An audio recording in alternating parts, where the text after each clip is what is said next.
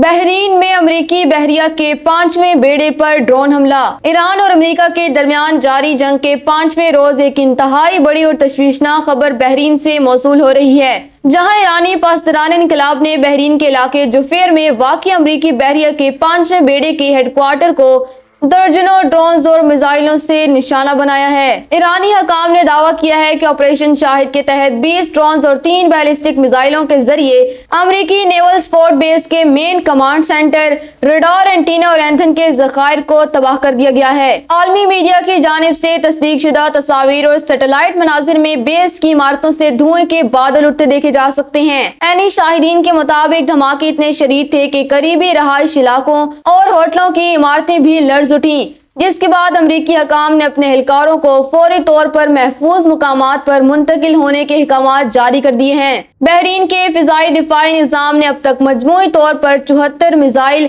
और 95 ईरानी ड्रोन्स गिराने का दावा किया है। ताहम जुफेर बेस पर होने वाले इस बराह रास्त हमले ने खित्ते में अमरीकी दिफाई सलाहियतों पर बड़े सवालात खड़े कर दिए हैं।